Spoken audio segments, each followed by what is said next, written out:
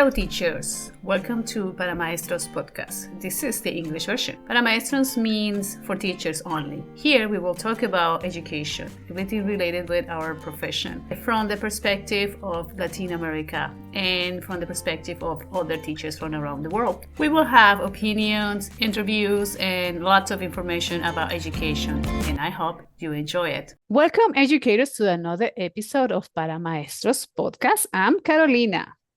Hi, Juan. And I am Juan. How are you, Carolina? Great. How are you?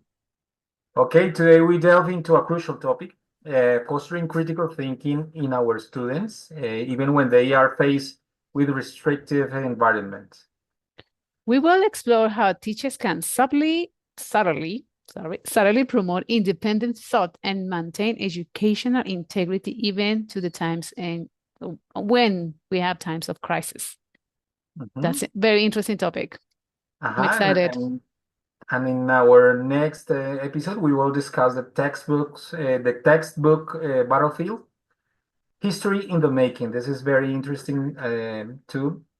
How history teachers navigate changing political narratives and the challenges of teaching contested history. So stay tuned. Definitely, that topic makes me excited because we think that what we read in the books are what it is, and sometimes it depends of the political situation. It changes. So I learned that late in life, not when I was little, but today we're focused on critical thinking. So let's start with what is critical thinking. Critical thinking is the ability to analyze the information objectively and form a reasoned judgment. And is the cornerstone of education nowadays. It empowers students to question, to evaluate, to navigate the world of complexities. And nowadays is more crucial than ever. But what happens when the environment in which we teach places limitations on free inquiry? We are not just discussing memorization facts. Critical thinking involves analyzing information, evaluating evidence, identifying biases, forming logical arguments, solving problems creatively. Yeah, those are very important nowadays. I don't remember being taught that way when I was little. I remember that I was little, and at fourth grade, I had to repeat the text. Repeated like by memory. I have to say the colonization happened, so the Bogota was founded, or those things like that. It was just memorization. I didn't have this critical thinking. But later in life, my teenage era, I got some teachers that helped me to be a more critical thinker. Okay, and that's interesting, no? And now but critical thinking is relatively new in pedagogy. Yeah, right. It's not too old. So that's why in our case, when we were students, we were little, the critical thinking was not present in our process of and it wasn't not important at all. But now it is important than ever, more important than ever. Critical thinking equips students to become informed citizens, responsible decision makers, agents of positive change. And in this era that is marked by misinformation, our era is marked by the misinformation. We have a political polarization, a rapid change, and also a report from the OECD emphasized critical thinking is the key to navigating complex global issues nowadays. We're going to have the link below if someone wants to read the whole report. So very important. It's very important, yes.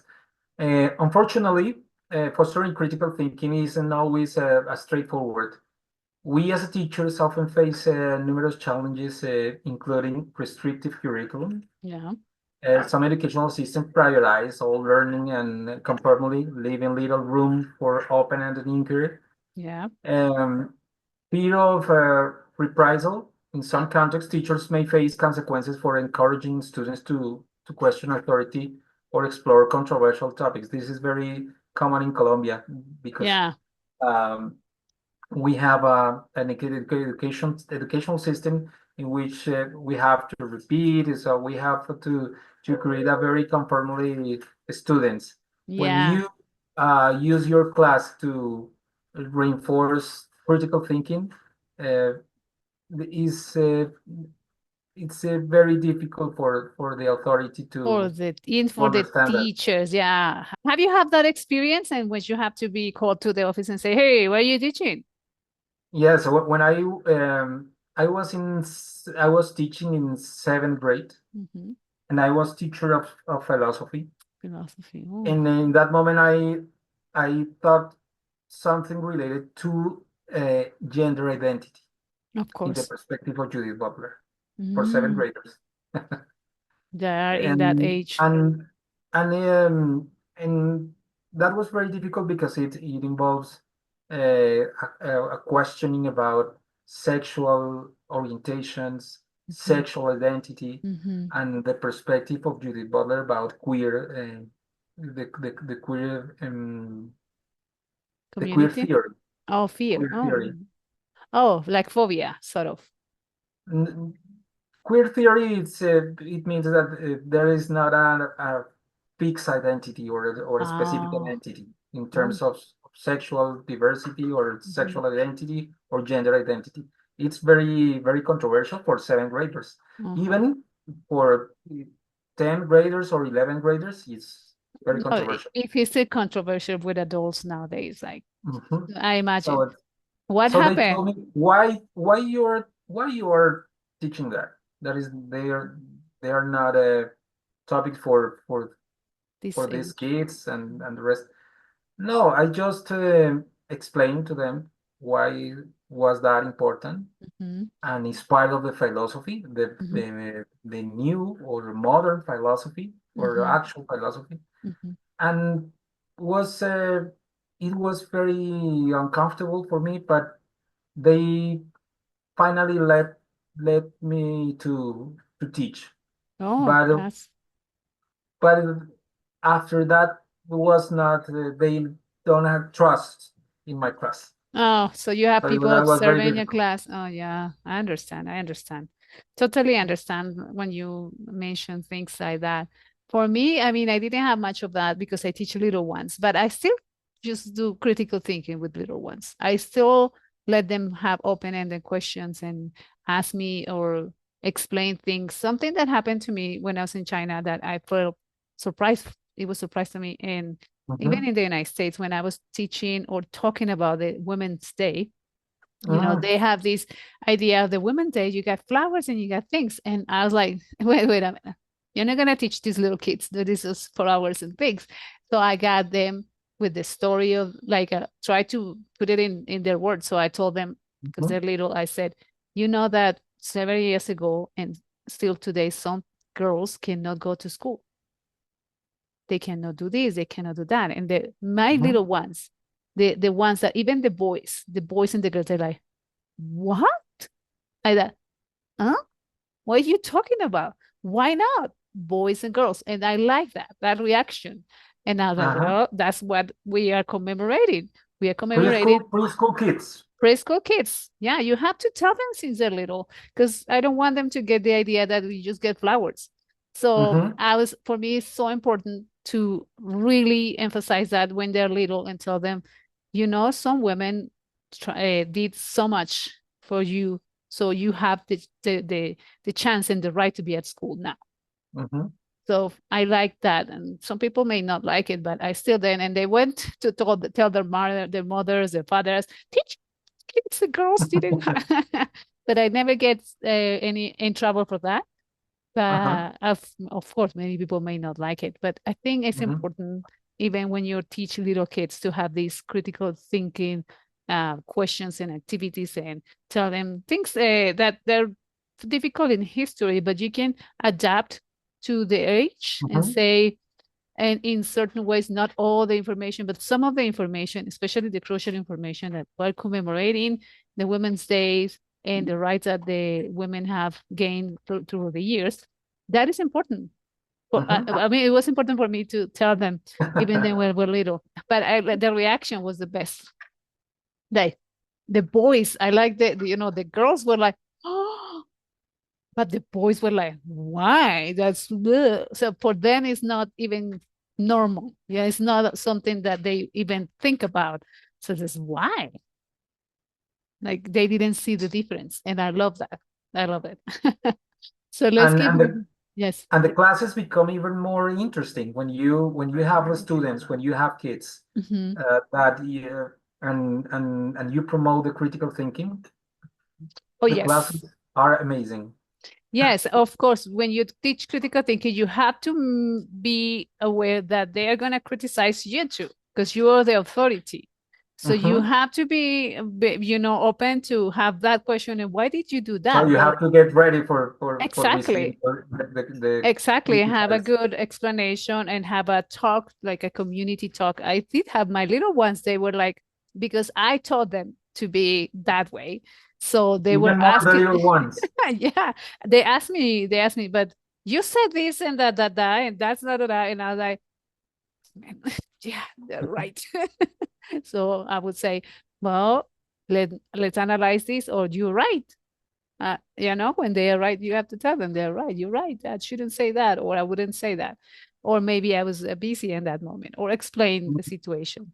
Of course, they go over the top also. So you got to control that too. But that's very important to do, I think. Okay, other challenges of to critical thinking are the Mhm. lack of resources Yes. in Colombia, for example, especially in the public schools, when Mhm. we have limited resources. Um, uh, they are limited access to diverse materials and technology can hinder the development of critical thinking skills. It's just in terms of inequality Mhm. in Many in places. We well, mention our country because that's what we know, but it happens everywhere. uh-huh, even in the United States. Yeah. Yeah, definitely. Okay, time constraints. We are often overburdened with administrative tasks, leaving We don't. little time to activities that promote critical thinking, Yeah. Yeah, do especially. this, find this, do the test, da da da. You're like, oh, when do I teach critical thinking, or when do I do that? I know, I've been there. And especially when you have to accomplish a plan, Mm-hmm. when you cannot uh, do other things Mm-hmm. in your class, and you have to make the specific tasks and administrative uh, stuff. Yes. It's very Yes. very very difficult to have a critical thinking because when you have a class, when you promote critical thinking, you don't you know when you start the critical Yes. thinking. The critical You class. never Yeah. know When it finish. Yeah. when it's going to finish. Yes, Yeah, it's true. You it's very start. very difficult. And then when they are in that emotion time, when they are sharing the information, when they are asking questions, that moment Mhm. you don't want to interrupt it. You don't want to. I don't want to interrupt that emotion, that moment, that realization of ideas. We don't want to interrupt it. So that when you as a teacher have so much administrative task that I always fight in the schools that I work with. This is not my work. I don't have to receive this. What do I do this? This is not Mhm. what I'm supposed to do. I'm teaching. I'm doing the teaching part. You do your administrative thing. But And when you are in a discussion or in a debate, you really feel as a teacher that you are teaching. yes, This that's is true. education. That is This is the education. I fact, agree. or this is the real education. When you are in Exactly. a class, when all your pupils are asking, are debating, are uh, Mhm. having this giving their opinion. Yeah. I think this is the moment when you feel that you are really a teacher. Yeah, that's true. It's true. It feels you, I would say. Makes you Mhm. feel very, very happy, I would say. Another thing Okay, is, and the other challenge is yes, the technology. artificial intelligence. Yes, And definitely. now we need to reflect on the information, for example, in the times of algorithms. The information we receive is the information that matches with certain beliefs. So knowing is the case is crucial to foster critical thinking.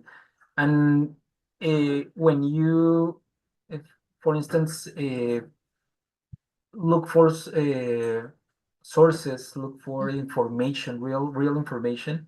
It's very difficult when the artificial intelligence is in the process of education. So you have to Exactly. so Taking you account have of. to take care of that. Yeah, sources. And I'll also, there was numerous news about who is feeding this information, right? So if Mhm. the information is mostly feeding, is fed, the artificial intelligence is learning from certain group of people, they wouldn't know or wouldn't, or the algorithm wouldn't know about other sort of information, other topics, or other minorities or other things. They don't have it. And nowadays, I think there's increasing now. More people are using artificial intelligence and feeding more, but still, the algorithm, as now we know, because we didn't know, now we know that they give you the information you want to hear. It's like a bad boyfriend or bad girlfriend. They will give you the information you want to hear. I want to hear Uh-huh. about what I believe. I believe in certain things. I'm going to hear that, and I'm going to see the videos of that, and I'm going to, and that divides people. So now it's more crucial to teach students how to deal with that, Mhm. how to deal with artificial intelligence, and how to also question what the artificial intelligence is telling them. And you have to prove your knowledge. You have to prove the information that you are Mhm. receiving from the artificial intelligence. Mhm. You have to make sure that what artificial intelligence is saying is the truth. It's true. So Yeah. it's It's a basically what you fact. have to do. Yes. Mhm. It's definitely because it happens to me. I use it sometimes or many times, and I check, oh, I want to see this and this, and they gave me the information, and I'm going to check. Oh, wait a minute, this sounds weird. Let me check. And I go back to Google and say, Google, is this school, that school exists, or this thing happened, or this person say this? And many times it's not true, or many times is Mhm. I have to go to other sources or even libraries, online libraries. You can go and check if those things were real, because somehow the artificial intelligence get the idea that that is correct, and I Mhm. actually corrected. This is not correct. And that is part of the critical thinking. Exactly. So, well, that's how what teachers are wondering, I guess, how to foster critical thinking, right? So we need to foster. So in this challenging situation, many teachers feel caught between their commitment to their students and the constraint placed upon them. I feel Mhm. you teachers have been there, so I know what it means. But there are some ideas that may help you. Strategies to foster critical thinking in challenging environments. So despite those obstacles, many dedicated educators have found innovative ways to nurture critical thinking. Here's some effective strategies that you can use. Mhm. One of the most common strategies is using open-ended questions. Instead of asking, for example, a question of what is the capital of France, which is a simple question, what you can actually ask them, what are the factors that contributed to Paris being the capital of France, and Mhm. how this might change in the future. That's, same topic, but in a different perspective, challenging students. And they will have Mhm. to find information and why capitals are the capitals. Mhm. There's history behind them. And why are those factors important? Would they change in the future? Those things are important. So that is a great way to foster critical thinking. Another strategy is to use the Socratic questioning. This method involves probing questions that challenge students' assumptions and help them to arrive to their own conclusions. So, like, are you sure? Is that what you say? Are you sure what Mhm. you say is true? Where did you find the information? Who told you that? What are your arguments to Yeah, exactly. What what are are your you saying? arguments? So obviously challenging those assumptions. Where did you get that information? Who said that? And where did you find that? So those are ideas or help kids to get like, oops, wait a minute. What did I get? Who told me that?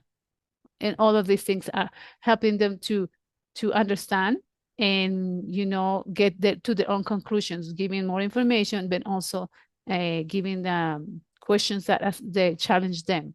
Okay, another way, very important that we just talked about is Mhm.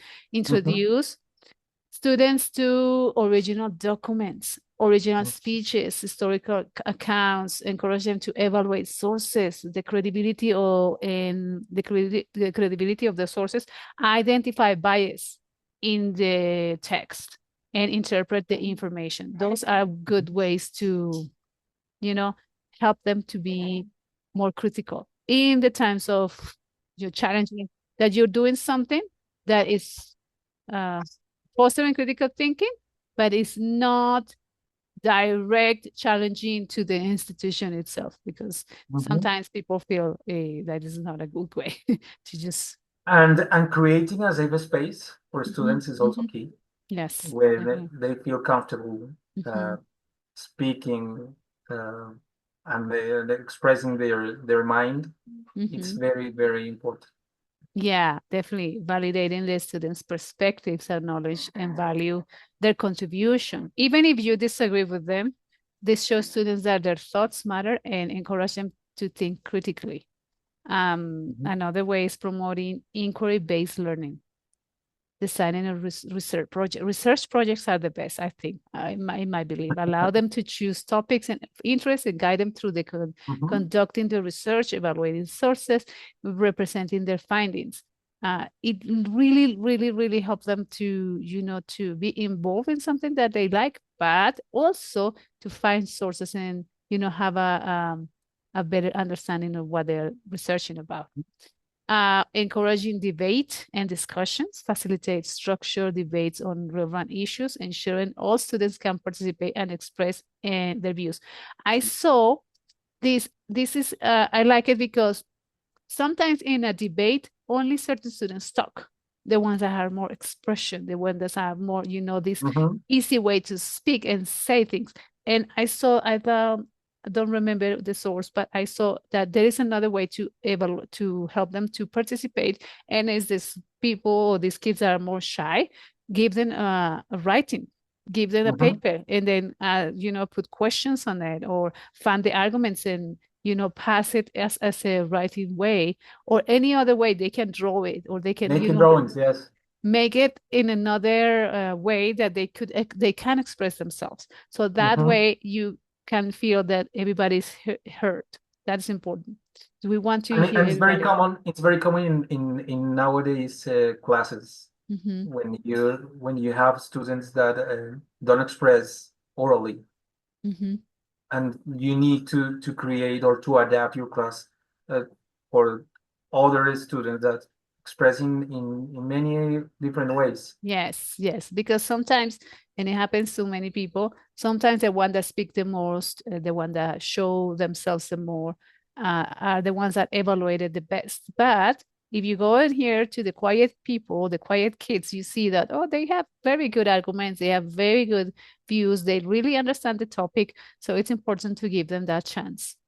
Another Mhm. way is problem-based learning. Present students with real-world problems and challenge them to develop creative solutions. I like that. Mhm. This approach encourages students to apply knowledge and critical thinking in a meaningful context, Mhm. real-time situations, things that may happen in the community, the things that they may hear about, that they can Or in their actually, family, or yes, even their own school. in their own school. Things that happen, Mhm. just give them this problem and then, well, what can you find a better way to solve this problem? That is great for critical thinking. Mhm. So, and of course, don't forget the role of technology. Mhm. Use technology wisely. Okay. Accessing diverse perspectives, using internet to connect to the students with different viewpoints and cultures. This is great. Connect with other cultures, encourage them to evaluate sources. I think we said to encourage them to evaluate sources too many times. Please evaluate the sources, Yes. but it's really important, right? So yeah, that's all some of the strategies that your teachers can use in the classroom. And we have to take the time for that. Yes. So it's not it's a maybe the pupils or the students, sometimes they don't want to do it, but it's Mhm. necessary. It's important. evaluate the resources. Yes, evaluate and help them to be more critical and more responsible with their words and actions. So teachers, we hope these strategies help you. And if you have stories that you want to share with us, and send us an email or a text on the video, or contact us, and we could tell you a story too. So just send us a message. We could tell you a story if you have done on any of those strategies and how that affect or help you students. Okay, we hope you will join us then. Please share your experience and strategies for fostering critical thinking. Uh, Leave your comments below and let us know what is your strategy as a teacher that What are you you apply doing? to Yeah. class. If you're in a situation where critical thinking is not important, or there's nothing something the school encourage, what do you do? Tell us. We don't say your name. Or if you want to say your name, we say your name. Okay, teachers. We'll see you in the next episode. Bye. Bye. Thank you for listening, teachers. Stay curious. Connect with me on social media and explore my website. All the links in the description below.